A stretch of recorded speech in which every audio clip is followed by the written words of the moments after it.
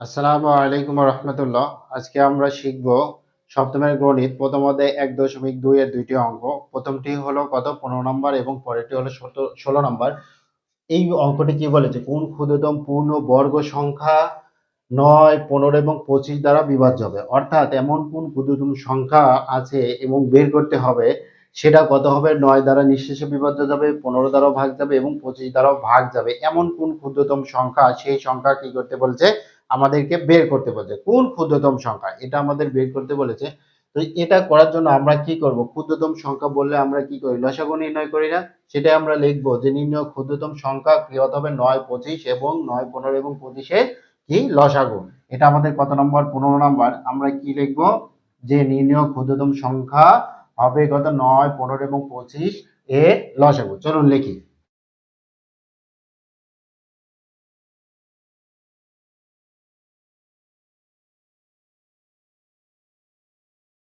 এর লসাগু আমরা লিখলাম। তাহলে এখন আমরা কি করব, লসাগু নির্ণয় করব। ৯, ১৫ এবং কত ২৫। এর লসাগু কত হবে দেখুন, এখানে কত দিয়ে ভাগ যাবে, ৩ দিয়ে যাবে। ৩ দিয়ে গেলে ৩ তিরিকে ৯, ৩ দিয়ে ১৫ ভাগ করলে কত হবে ৫ এবং ৩ দিয়ে ২৫ ভাগ যায় না, ২৫ এভাবেই থাকবে। এবার কত দিয়ে যাবে দেখুন, ৩ দিয়ে যাবে না, আমাদের কত দিয়ে যাবে, ৫ দিয়ে যাবে। এখানে ৫ দিয়ে ৩ কে যাবে না, ৩ থাকলো, ৫ দিয়ে ৫ গেলে ১ হবে, ৫ দিয়ে ২৫ গেলে কত হবে, ৫ হবে। ৫ দিয়ে ২৫ ভাগ করলে আমাদের কত হবে, ২৫। সুতরাং কি হবে আমাদের এখন লসাগু, লসাগু। আমাদের লসাগু কত দেখুন, ৩ গুণন ৫ গুণন ৩ গুণন কত ৫। এটা আমরা যদি লসাগু নির্ণয় করি কত হবে, ৩ আর ৫ গুণ করলে ১৫, আর ৩ আর ৫ গুণ করলে ১৫, ১৫ আর ১৫ গুণ করলে কত হবে, ২২৫। এইটা আমাদের কোন ক্ষুদ্রতম সংখ্যা, এই সংখ্যাকে ৯, ১৫ এবং ২৫ দ্বারা ভাগ যাবে।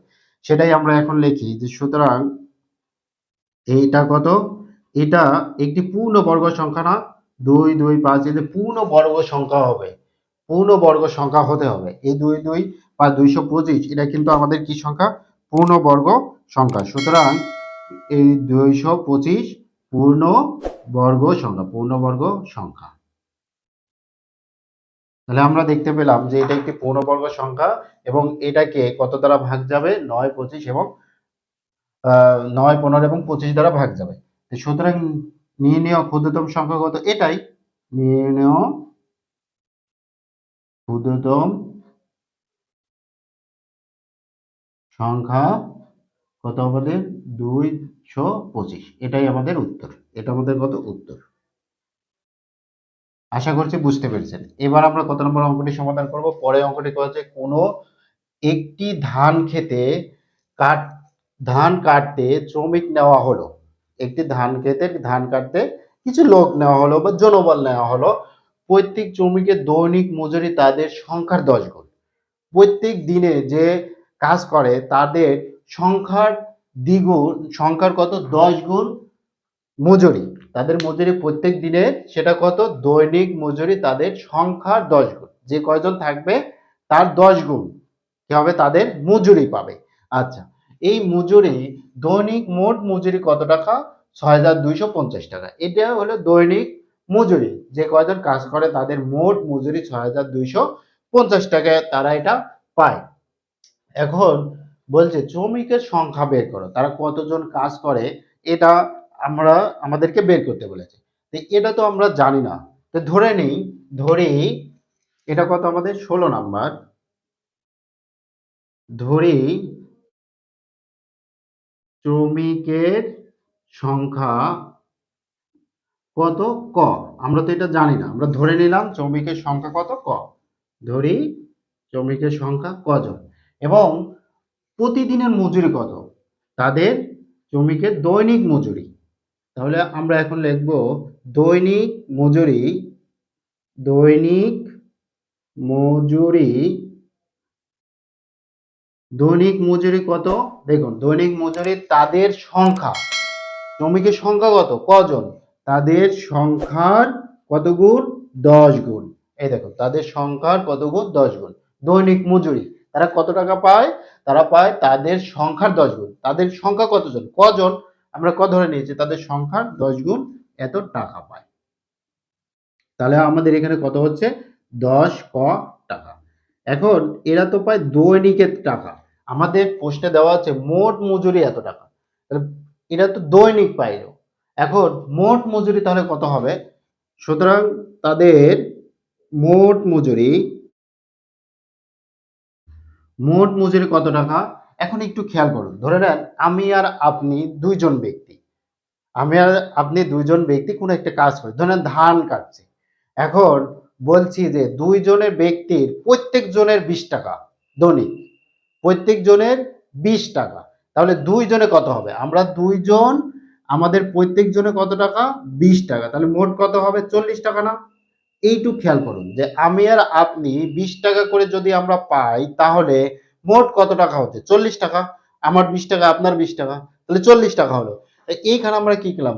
এখানে আমরা করলাম জৈনিক, মানে কত জন, এখানে কত জন, তাহলে এখানে তাহলে কত জন? 2 জন। এখানে শ্রমিকের সংখ্যা কতজন? কজন? আমরা কজন লিখলাম, তারপরে গুণ চিহ্ন দিয়ে আমরা কতজন লিখেছি, কত টাকা, দৈনিক কত টাকা, আমার আর আপনার কত টাকা করে? প্রত্যেক জনের 20 টাকা। এখানে বলছে দৈনিক মজুরি কত টাকা? 10 ক টাকা, এটা আমাদের হলো। তাহলে মোট কত টাকা? 10 ক টাকা। এইবার গুণ করে 10 ক আর ক গুণ করলে কত? ক এর উপর স্কয়ার এত টাকা। এখন হলো আমাদের প্রশ্নে কত দেওয়া আছে? মোট মজুরি কত টাকা? ৬,২৫০ টাকা। এটা আমরা লিখবো কি? শর্তানুসারে আমাদের কত? শর্তানুসারে এই 10 ক স্কয়ার সমান কত আমাদের? দেখুন এই ৬,২৫০ টাকা। এটাই তো আমাদের দৈনিক মোট মজুরি পোস্টে দেওয়া আছে। আমরা বের করলাম কত? 10 ক স্কয়ার, মানে 10 ক এর উপর বর্গ। তাহলে এটাই তো মোট মজুরি সংখ্যা। আমরা এই যে মোট মজুরি সংখ্যা লিখেছি, পোস্টে মোট মজুরি কত দেওয়া? ৬,২৫০ আমরা লিখলাম। বা এইবার এইখানে বাম পক্ষে 10 গুণ করা আছে, এবার যাই আমাদের কি হবে? ভাগ আকারে হবে, আমরা ভাগ আকারে লিখলাম। এবার আমরা যদি কাটাকাটি করি, আমরা কত থাকে? ৬,২০০ সরি ৬২৫ টাকা, বা ক এর উপর স্কয়ার সমান কত আমাদের? ৬২৫ টাকা। এবার আমরা যদি এই পাশে আমরা বর্গ চিহ্ন উঠিয়ে দিই, তাহলে এই পাশে আমরা ক যদি শুধু লিখি, এই পাশে আমাদের কত হবে? রুট হবে ৬২৫, অথবা বর্গমূল হবে এবারে।